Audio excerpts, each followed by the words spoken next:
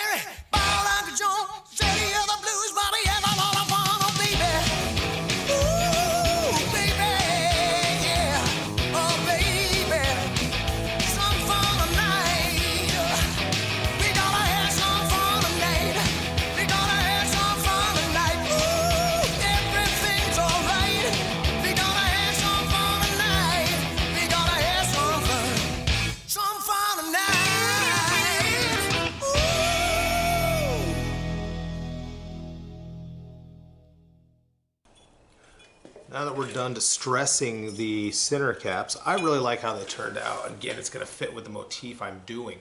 Now, the little hole, right? Why the little hole?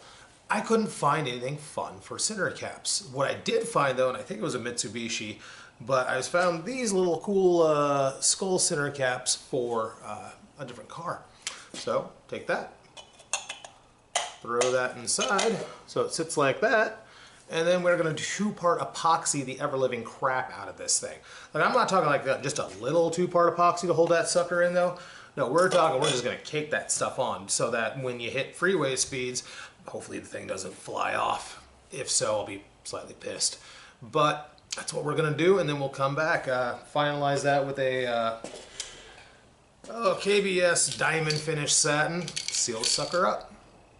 Here's our final product for the center caps. I really like how they turned out. We got the dingy, the old, the dirty, the kind of rusty look, and my skulls. So not bad for cobbling together a couple different pieces that didn't belong. So let's just hope at the end of the day that all that epoxy that's in there, these little caps don't come out at freeway speeds, because that kind of suck. But either way, yeah, badass. So this is the original, well, I should say even original, I know it's aftermarket, but this is the side view mirrors that were on the truck. Now, I'm obviously making a interesting vehicle. I didn't want to have just these standard car side view mirrors. So, being that my theme is going to be skulls and skeletons, I bought these. They're meant for a Harley Davidson. Bitchin', aren't they?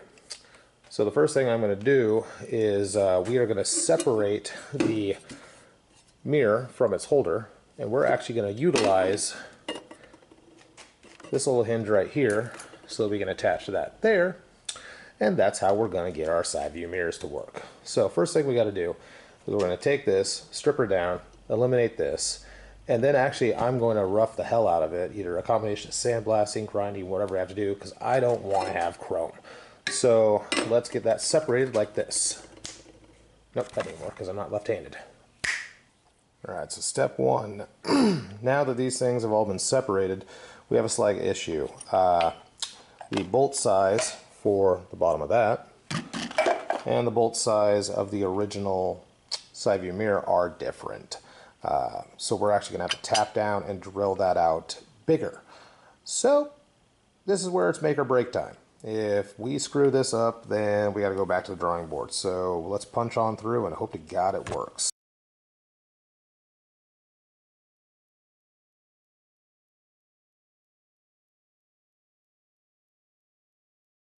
Alright, now that our pilot holes are drilled, my goal is not to have chrome.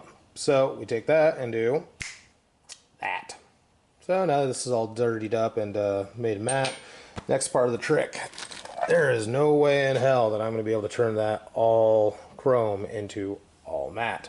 So we're going to go over and use a wire brush on a bench grinder over there, and I'm just going to kind of artfully kind of fade it up and hope it works.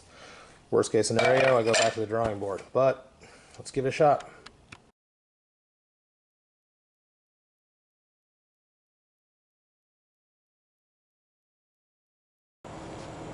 Alright, well, I think that turned out pretty good.